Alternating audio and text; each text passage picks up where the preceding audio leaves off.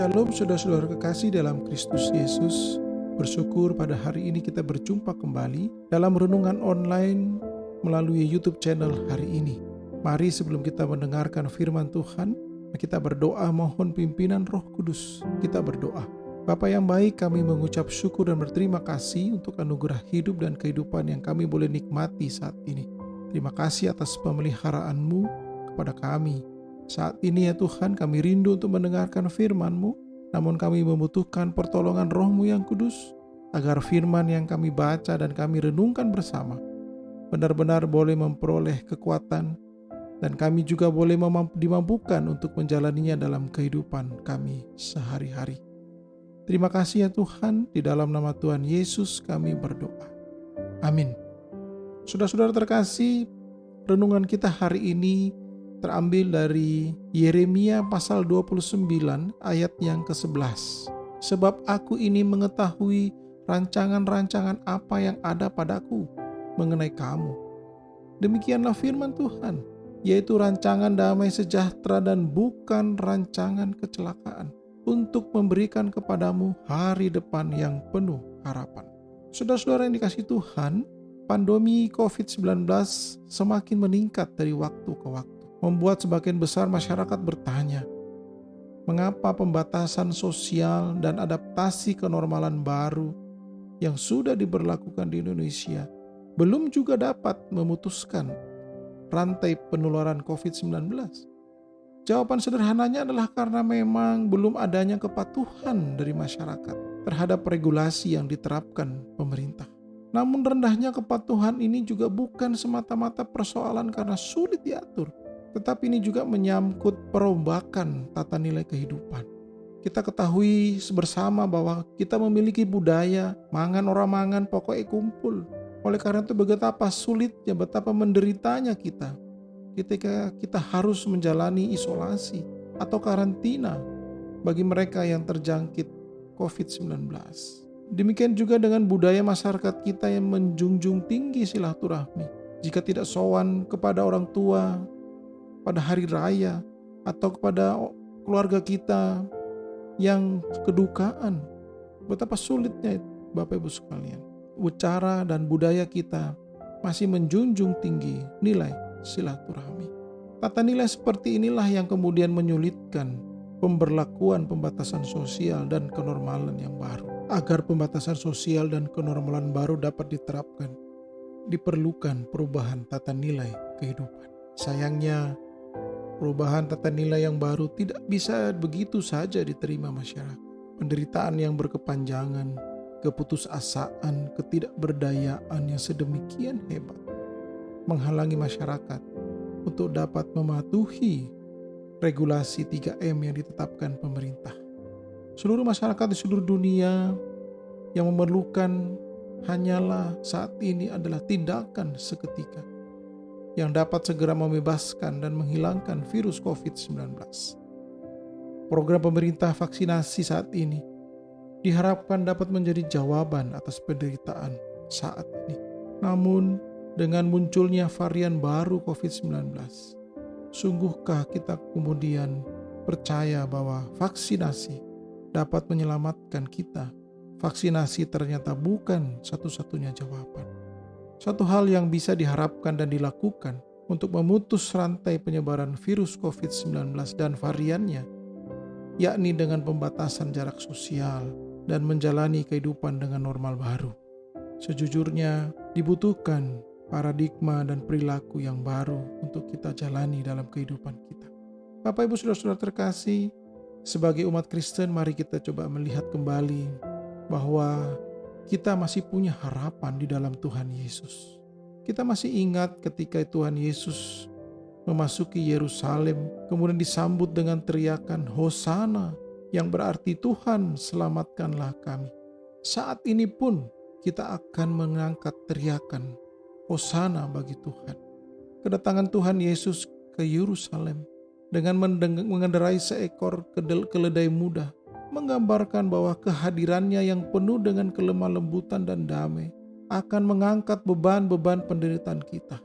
Digambarkan dengan seekor keledai muda yang mampu mengangkat beban Demikian juga Tuhan Yesus ingin menunjukkan bahwa Ia mampu dengan kerendahan hatinya, dengan kelemah lembutannya untuk mengangkat beban kita, bahkan dosa-dosa kita. Beban dosa itulah yang kemudian dibayar tunai dalam dirinya melalui kayu salib.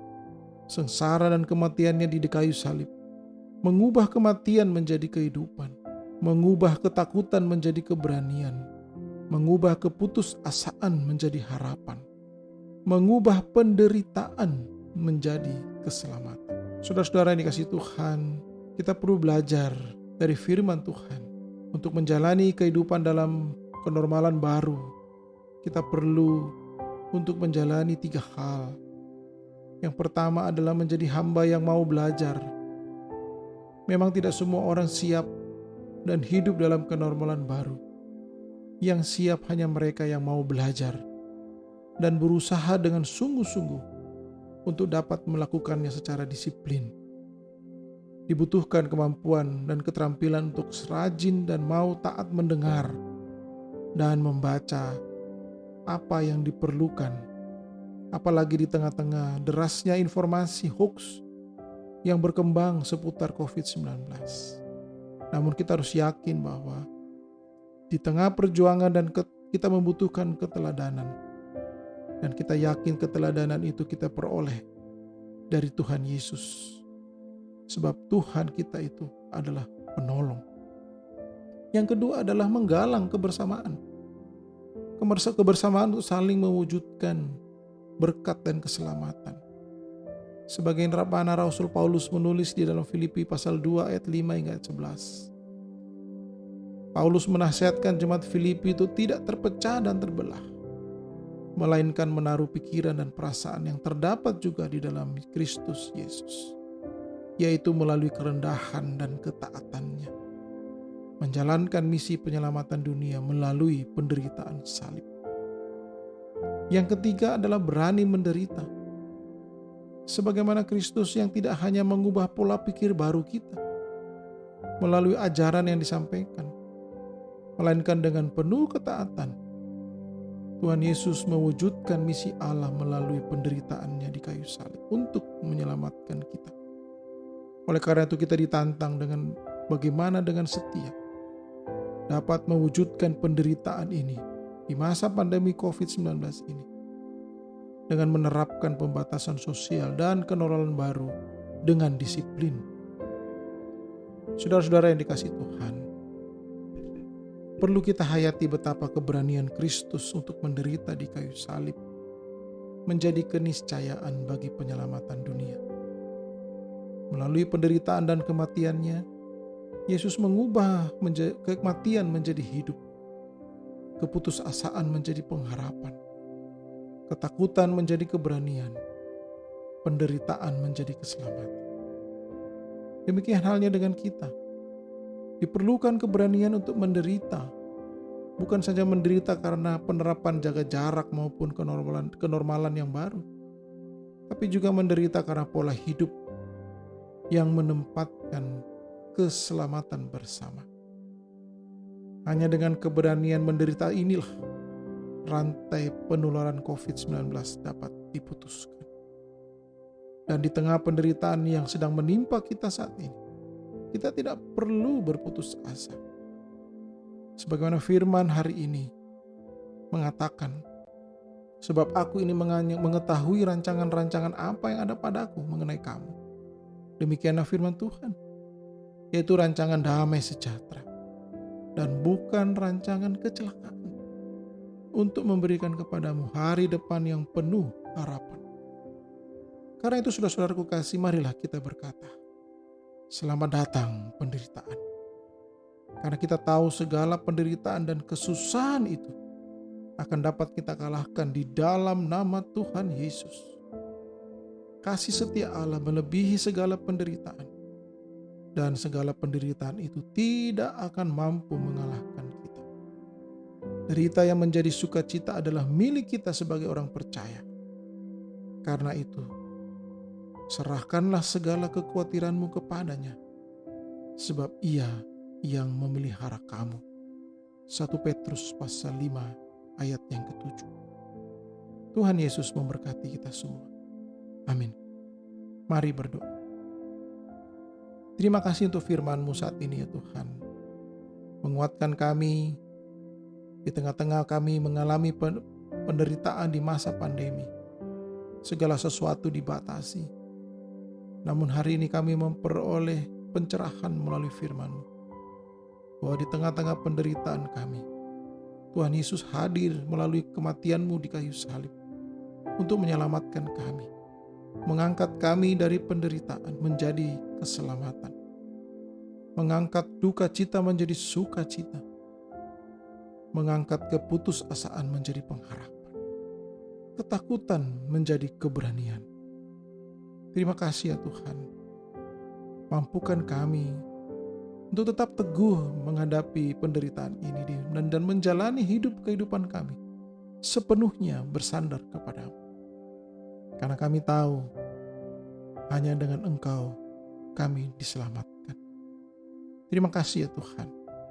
Kami berdoa buat saudara-saudara kami yang sakit, terutama yang terpapar COVID-19, baik di rumah maupun isolasi mandiri, dan yang dirawat di rumah sakit. Kasih karunia Tuhan kiranya menyertai mereka. Melalui obat-obatan, perawatan, mereka akan disembuhkan oleh kasih Tuhan. Demikian juga ya Tuhan proses vaksinasi, program vaksinasi dari pemerintah kami. Tuhan berkati upaya kami, upaya bangsa dan negara kami ini ya Tuhan. Bahkan upaya bangsa dan negara di seluruh dunia. Kiranya melalui program ini kami dipulihkan dari pandemi COVID-19.